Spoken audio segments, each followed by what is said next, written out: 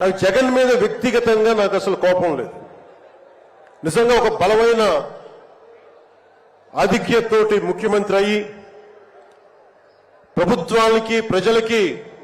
ప్రభుత్వాన్ని సమర్థవంతంగా నడిపి ప్రజలకి మేలు చేయాల్సిన వ్యక్తి కూల్చివేతలతో మొదలుపెట్టాడు. ప్రత్యర్థుల్ని ఇబ్బంది పెట్టే విధంగా ప్రతి ఒక్కరిని ఎదురు తిరిగితే ఏంటని ప్రశ్నిస్తే వారిని కేసులు బనాయించి ఇబ్బంది పెట్టే పరిస్థితుల్లో ఈ ముఖ్యమంత్రి ఉంటే నేను ఇలాంటి ప్రభుత్వం ఉంటుందని నేను ఊహించలేదు.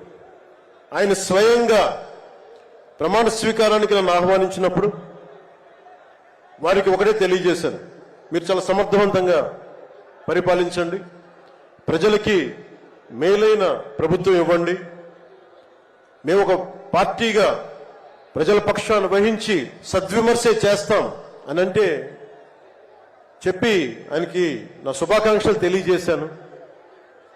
కానీ దురదృష్టవశాత్తు ఈ వ్యక్తికి కక్ష సాధింపు వ్యక్తి, ఎవరు ఒక మాట అనకూడదు, ప్రజాస్వామ్యం అనే ఒక పదానికి విలువ తెలియదు, ఏదైనా మాట్లాడితే దాడులు చేయించడం,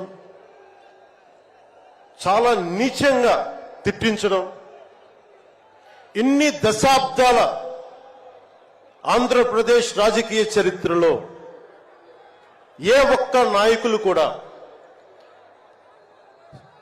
వైఎస్ రాజశేఖర రెడ్డి గారితో కలిపి కూడా ఏ ఒక్కరు కూడా ఇంటిలో బయటికి రాని ఆడపడుచుల్ని తల్లుల్ని ఒక్క మాట లేదు. ఎవరు కూడా నాయకుల్ని తిట్టారు, విమర్శలు చేశారు, దిగజారుడిగా మాట్లాడి ఉండొచ్చేమో కానీ ఇంటిలో బయటికి రాని ఆడపడుచుల్ని, ఇంటి పట్టునే ఉండి బయటికి రాని తల్లుల్ని చాలా నీచంగా విమర్శించే ఈ సంస్కృతి జగన్ నాయకత్వంలో ఈ వైసీపీ ప్రారంభించింది.